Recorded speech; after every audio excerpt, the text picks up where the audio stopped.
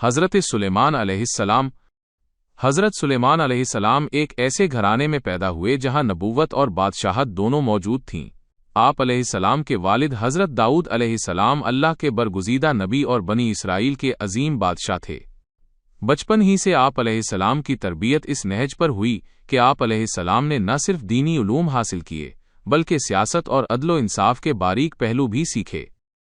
قرآن پاک میں اللہ تعالیٰ فرماتا ہے، فَفَهَّمْنَاهَا سُلَيْمَانَ، پھر ہم نے وہ فیصلہ سلیمان کو سمجھا دیا۔ یہ اس بات کی طرف اشارہ ہے کہ اللہ نے آپ علیہ السلام کو بچپن ہی سے ایسی بصیرت عطا کی تھی جو بڑے بڑے تجربہ کار لوگوں کے پاس نہیں تھی۔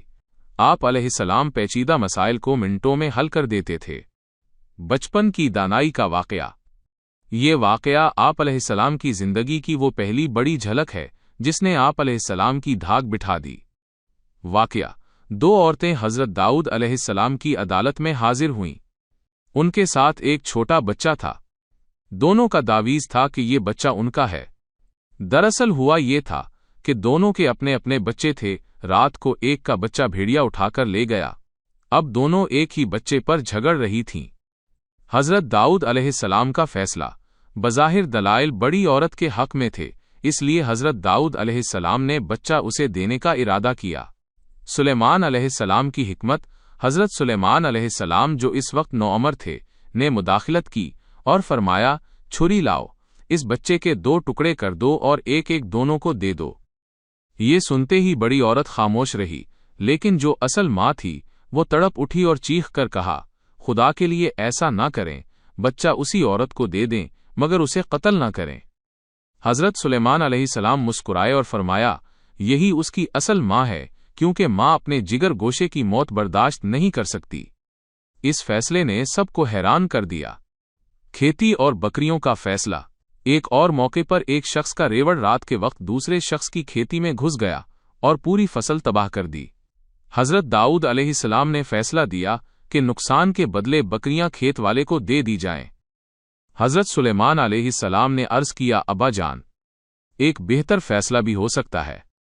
بکریاں کھیت والے کو دی جائیں تاکہ وہ ان کے دودھ اور اون سے فائدہ اٹھائے، اور کھیت بکریوں والے کو دیا جائے تاکہ وہ اسے محنت کر کے دوبارہ ہرا بھرا کرے۔ جب کھیت پہلی حالت پر آ جائے تو دونوں اپنی اپنی چیزیں واپس لے لیں۔ حضرت داؤد علیہ السلام نے اس فیصلے کو بہت پسند کیا اور اسے نافذ فرمایا۔ ان واقعات نے ثابت کر دیا کہ سلیمان علیہ السلام صرف ایک شہزادے نہیں بلکہ اللہ کی طرف سے خاص عطا کردہ حکمت کے مالک ہیں۔ حضرت داؤد علیہ السلام نے اپنی زندگی کے آخری ایام میں ہی اپنے بیٹوں میں سے سلیمان علیہ السلام کو ان کی غیر معمولی علمی اور روحانی صلاحیتوں کی بنیاد پر منتخب کر لیا تھا۔ قرآن پاک میں اللہ تعالیٰ فرماتا ہے، وَوَرِثَ سُلَيْمَانُ دَاوُودَ، اور سلیمان داؤد کا وارث بنا۔ مفسرین کے مطابق یہاں وراثت سے مراد مال و دولت نہیں، کیونکہ انبیاء کا مال تقسیم نہیں ہوتا، بلکہ اس سے مراد علم، نبوت اور حکمرانی ہے۔ حضرت داؤد علیہ السلام نے وفات سے پہلے سلیمان علیہ السلام کو خصوصی وصیتیں فرمائیں، جن میں سب سے اہم اللہ کے دین پر قائم رہنا، عدل و انصاف کرنا اور بیت المقدس کی تعمیر کو مکمل کرنا تھا۔ جب حضرت داؤد علیہ السلام کا انتقال ہوا تو حضرت سلیمان علیہ السلام کی عمر تقریباً 20 سال تھی۔ اتنی کم عمری میں اتنی بڑی سلطنت کا بوجھ اٹھانا کوئی معمولی بات نہیں تھی، لیکن اللہ کی تائید آپ کے ساتھ تھی۔ بنی اسرائیل کے اکابرین اور عوام نے آپ کی بیعت کی اور آپ کو اپنا بادشاہ تسلیم کیا۔ آپ کی تاجپوشی اس عہد کے ساتھ ہوئی کہ آپ شریعتی موسوی کے مطابق حکومت کریں گے۔ تخت سنبھالتے ہی آپ کو کچھ داخلی اور خارجی چیلنجز کا سامنا تھا، لیکن آپ نے اپنی حکمت عملی سے سلطنت کو مستحکم کیا۔ آپ نے اپنے والد کے قائم کردہ عدالتی نظام کو مزید بہتر بنایا۔ آپ نے لشکر کی اثر نو ترتیب دی اور ان کے لیے نظم و ضبط کے کڑے اصول وضع کیے۔ آپ نے ان ادھورے منصوبوں پر کام شروع کروا دیا جو آپ کے والد کے دور میں شروع ہوئے تھے، خاص طور پر ہیکل سلیمانی، مسجد اقصیز۔ عظیم الشان دعا اور معجزات۔ تاجپوشی کے بعد جب آپ نے اپنی سلطنت کا مشاہدہ کیا تو آپ کے دل میں یہ تڑپ پیدا ہوئی کہ اس طاقت کو اللہ کے دین کے لیے اس طرح استعمال کیا جائے کہ رہتی دنیا تک اس کی مثال نہ ملے۔ اسی مقام پر آپ نے وہ مشہور دعا مانگی، اے اللہ، مجھے ایسی بادشاہت عطا کر جو میرے بعد کسی کو نصیب نہ ہو۔ یہ دعا کسی دنیاوی لالچ کی بنیاد پر نہیں تھی، بلکہ اس کا مقصد یہ تھا کہ نبوت اور بادشاہت کا ایسا حسین امتزاج دنیا کو دکھایا جائے جہاں ہر مخلوق، جن، انسان، پرندے اللہ کے حکم کے تابع ہو۔ تاج پوشی کے کچھ ہی عرصے بعد اللہ تعالیٰ نے آپ کو باقاعدہ نبوت سے سرفراز فرمایا۔ اب آپ صرف ایک بادشاہ نہیں تھے بلکہ اللہ کے رسول بھی تھے۔ آپ پر وحی کا نزول شروع ہوا اور اللہ نے آپ کو کائنات کی تسخیر کے لیے وہ معجزات، ہواؤں پر کنٹرول، جنات کی غلامی عطا کرنا شروع کیے۔ اللہ تعالیٰ نے ہوا کو آپ علیہ السلام کے تابع کر دیا تھا۔ آپ علیہ السلام کا ایک تخت قالین تھا جو لکڑی کا بنا ہوا تھا اور بہت وسیع تھا۔ جب آپ علیہ السلام سفر کا ارادہ کرتے تو ہوا کو حکم دیتے اور وہ تخت کو اٹھا کر اڑنے لگتی۔ قرآن کے مطابق آپ علیہ السلام کی ہوا کا 1 مہینے کا سفر صبح میں اور 1 مہینے کا سفر شام میں طے ہو جاتا تھا، یعنی جو فاصلہ عام لوگ 2 مہینوں میں طے کرتے، آپ علیہ السلام کا تخت اسے چند گھنٹوں میں طے کر لیتا۔ انسانوں کے علاوہ اللہ تعالیٰ نے جنات کی ایک بہت بڑی فوج آپ علیہ السلام کے تابع کر دی تھی۔ یہ جنات آپ علیہ السلام کے سامنے باقاعدہ حاضر رہتے اور آپ علیہ السلام کے حکم سے وہ کام کرتے جو انسانوں کے بس میں نہیں تھے۔ وہ اونچی اونچی عمارتیں، قلعے اور تانبے کے بڑے بڑے حوض بناتے تھے۔ کچھ جنات سمندر کی گہرائیوں میں غوطہ لگاتے اور آپ علیہ السلام کے لیے قیمتی موتی اور ہیرے نکال کر لاتے تھے۔ جو جنات سرکشی کرتے، اللہ تعالیٰ نے حضرت سلیمان علیہ السلام کو یہ طاقت دی تھی کہ آپ علیہ السلام انہیں زنجیروں میں جکڑ کر سزا دے سکتے تھے۔ آپ علیہ السلام کو پرندوں اور جانوروں کی بولیاں سمجھنے کا علم دیا گیا تھا۔ قرآن میں آپ علیہ السلام کا یہ قول مذکور ہے، اے لوگو، ہمیں پرندوں کی بولی سکھائی گئی ہے اور ہمیں ہر طرح کی نعمتیں دی گئی ہیں۔ آپ علیہ السلام پرندوں سے باقاعدہ بات چیت کرتے، انہیں احکامات دیتے اور وہ آپ علیہ السلام کے لشکر کے لیے جاسوسی اور پیغام رسانی کا کام کرتے تھے۔ اللہ تعالیٰ نے آپ علیہ السلام کے لیے پگھلے ہوئے تانبے کا چشمہ بہا دیا تھا۔ جس طرح حضرت داؤد علیہ السلام کے لیے لوہا نرم ہوا تھا، آپ علیہ السلام کے لیے تانبا مایا لکوڈ کی طرح بہتا تھا، جس سے آپ علیہ السلام کے کاریگر جنات مختلف قسم کے برتن، اوزار اور تعمیری سامان تیار کرتے تھے۔ حضرت سلیمان علیہ السلام ایک ایسی عظیم الشان سلطنت کے مالک بن گئے جہاں جن، انسان اور پرندے سب ایک ہی نظم و ضبط ڈسپلن میں بندھے ہوئے تھے۔ یہ اللہ تعالیٰ کی دی ہوئی وہ طاقت تھی جو آپ علیہ السلام کی نبوت کی صداقت کی گواہی دیتی تھی۔ حضرت سلیمان علیہ السلام کو اللہ تعالیٰ نے بہت سی نعمتوں سے نوازا تھا، جن میں ایک نعمت بہترین، طاقتور اور خوبصورت گھوڑے بھی تھے۔ یہ گھوڑے جنگ، ریاستی امور اور حفاظت سلطنت کے لیے رکھے جاتے تھے۔ قرآن مجید میں ان گھوڑوں کو الصافنات الجیاد کہا گیا ہے، یعنی ایسے گھوڑے جو کھڑے ہوں تو وقار سے کھڑے رہیں اور دوڑیں تو تیز رفتار ہوں۔ ایک دن حضرت سلیمان علیہ السلام عصر کے وقت اپنے گھوڑوں کا معائنہ کر رہے تھے۔ گھوڑوں کی خوبصورتی، طاقت اور نظم دیکھتے ہوئے وقت کا اندازہ نہ رہا، یہاں تک کہ نماز کا وقت نکلنے کے قریب ہو گیا۔ جب حضرت سلیمان علیہ السلام کو اس کا احساس ہوا تو فوراً متوجہ ہوئے اور فرمایا، انی احببت حب الخیر عن ذکر ربی، میں نے مال کی محبت کو اپنے رب کی یاد پر ترجیح دے دی۔ یہ کہہ کر حضرت سلیمان علیہ السلام کو سخت ندامت ہوئی کہ ایک دنیوی مشغولیت نے اللہ تعالیٰ کی یاد میں تاخیر کر دی۔ چنانچہ آپ علیہ السلام نے فوراً گھوڑوں کو واپس لانے کا حکم دیا۔ قرآن میں آتا ہے، ردوہا علیہ فتفقا مسحن بالسوق والآناق، گھوڑوں کو میرے پاس واپس لاؤ۔ پھر وہ ان کی پنڈلیوں اور گردنوں پر ہاتھ پھیرنے لگے۔ اس مقام پر مفسرین کی 2 معتبر آراء ہیں۔ 1، پہلی رائے، حضرت سلیمان علیہ السلام نے گھوڑوں کی گردنوں اور ٹانگوں پر محبت اور توجہ کے طور پر ہاتھ پھیرا اور یہ اظہار کیا کہ یہ گھوڑے اللہ تعالیٰ کی نعمت ہیں، لیکن اللہ تعالیٰ کی یاد ہر نعمت سے بڑھ کر ہے۔ 2، دوسری رائے، کچھ مفسرین نے کہا کہ حضرت سلیمان علیہ السلام نے گھوڑوں کو اللہ تعالیٰ کی راہ میں قربان کر دیا تاکہ دل دوبارہ کسی ایسی چیز میں نہ لگے جو اللہ تعالیٰ کی یاد سے غافل کرے۔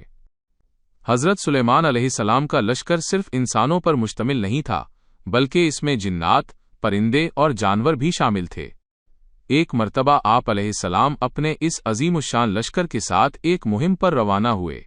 دوران سفر آپ علیہ السلام کا گزر ایک ایسی وادی سے ہوا جہاں چیونٹیوں کی کثرت تھی، جسے وادی نمل کہا جاتا ہے۔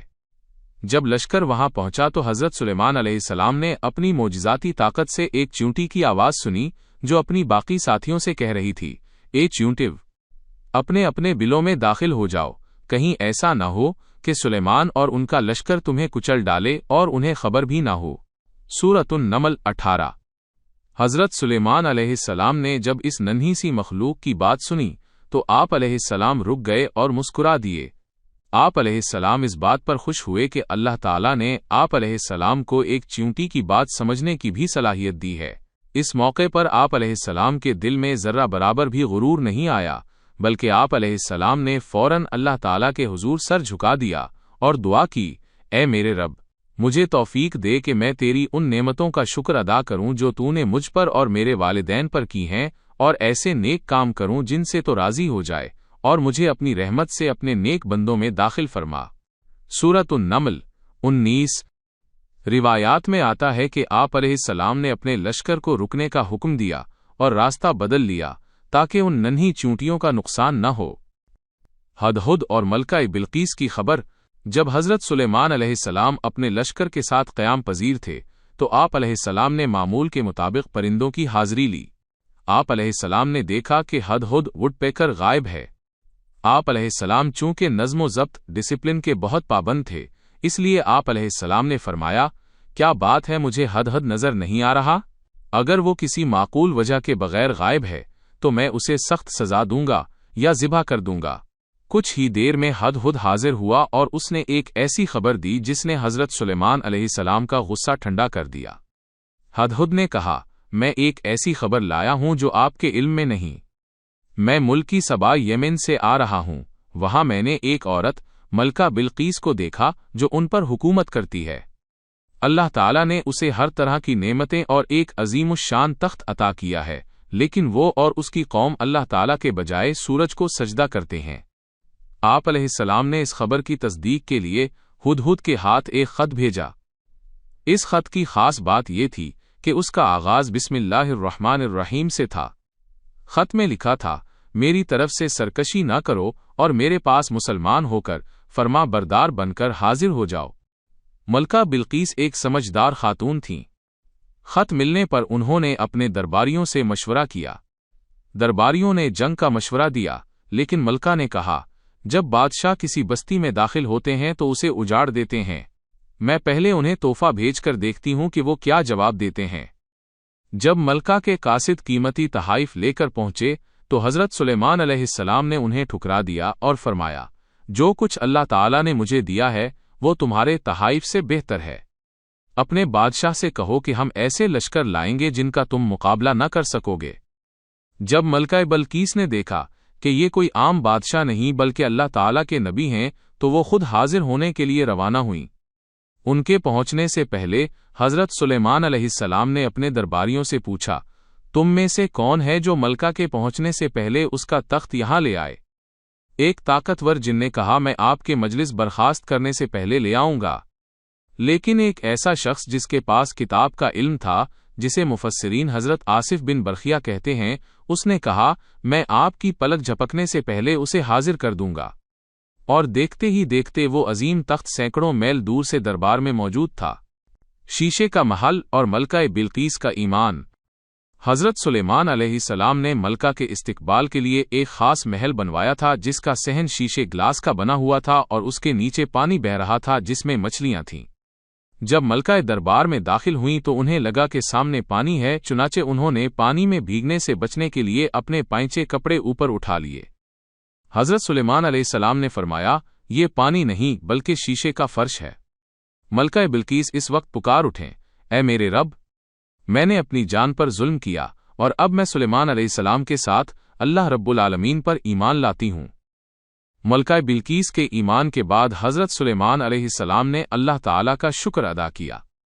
آپ علیہ السلام نے فرمایا کہ یہ سب اللہ تعالیٰ کی نعمت اور فضل ہے تاکہ وہ مجھے آزمائے کہ میں شکر گزار ہوں یا ناشکر۔ ملکہ بلقیس نے اپنے ملک میں اللہ تعالیٰ کی عبادت اور نبی کی قیادت کو تسلیم کیا۔ ان کے ایمان کے بعد شرک ترک ہوا، عوام کی اصلاح اور رہنمائی ممکن ہوئی اور امن قائم ہوا۔ وفات اور جنات پر حقیقت کا انکشاف۔ حضرت سلیمان علیہ السلام کے دور میں جنات انسانوں کے سامنے کام کرتے تھے، لیکن ان کے دلوں میں ایک تکبر تھا کہ وہ غیب کا علم رکھتے ہیں۔ اللہ تعالیٰ نے حضرت سلیمان علیہ السلام کی وفات کو اس جھوٹے دعوے کی تردید کا ذریعہ بنایا۔ آپ علیہ السلام کی وفات کے وقت بیت المقدس کی تعمیر کا کام ابھی جاری تھا۔ جنات نہایت تندھی اور خوف کے ساتھ بڑے بڑے پتھر تراشنے اور عمارت کھڑی کرنے میں مصروف تھے۔ حضرت سلیمان علیہ السلام ایک بلند مقام پر کھڑے ہو کر اپنے عصا لاٹھی کے سہارے اس کام کی نگرانی کر رہے تھے۔ جب آپ علیہ السلام کی موت کا وقت قریب آیا تو آپ علیہ السلام اللہ تعالیٰ کی عبادت میں مصروف تھے اور لاٹھی ٹیک کر کھڑے تھے۔ اسی حالت میں ملک الموت آئے اور آپ علیہ السلام کی روح قبض کر لی گئی۔ روح نکلنے کے باوجود آپ علیہ السلام کا جسد مبارک زمین پر نہیں گرا، بلکہ اللہ تعالیٰ کے حکم سے آپ علیہ السلام اپنی لاٹھی کے سہارے اسی طرح کھڑے رہے۔ جنات نیچے کام میں مصروف تھے، وہ جب بھی اوپر نظر اٹھا کر دیکھتے تو انہیں یہی لگتا کہ بادشاہ سلامت زندہ ہیں اور ہمیں دیکھ رہے ہیں۔ روایات کے مطابق آپ علیہ السلام اسی حالت میں 1 سال تک کھڑے رہے۔ اس دوران جنات خوف کے مارے دن رات محنت کرتے رہے اور انہوں نے وہ تعمیراتی کام مکمل کر لیا۔ آخر کار جب اللہ تعالیٰ کا مقصد پورا ہو گیا اور تعمیر مکمل ہو گئی تو اللہ تعالیٰ نے زمین کے ایک کیڑے دیمک کو حکم دیا کہ وہ اس لکڑی کی لاٹھی کو کھانا شروع کر دے۔ دیمک نے آہستہ آہستہ لاٹھی کو اندر سے کھوکھلا کر دیا۔ جب لاٹھی کمزور ہو کر ٹوٹی تو حضرت سلیمان علیہ السلام کا جسد مبارک زمین پر آ گیا۔ اس وقت جنات اور انسانوں کو پتہ چل رہا کہ آپ علیہ السلام کا انتقال تو بہت پہلے ہو چکا تھا۔ قرآن پاک اس واقعے کا مقصد سورۃ سبا آیت 14 میں واضح کرتا ہے۔ پھر جب وہ سلیمان گر پڑے تو جنوں پر یہ حقیقت ظاہر ہو گئی کہ اگر وہ غیب جانتے ہوتے تو اس ذلت آمیز عذاب سخت مشقت میں مبتلا نہ رہتے۔ یہ واقعہ رہتی دنیا تک کے لیے یہ ثابت کر گیا کہ غیب کا علم صرف اور صرف اللہ تعالیٰ کی ذات کے پاس ہے۔ اتنی عظیم بادشاہت کے باوجود آپ علیہ السلام نے ہمیشہ خود کو اللہ تعالیٰ کا محتاج سمجھا۔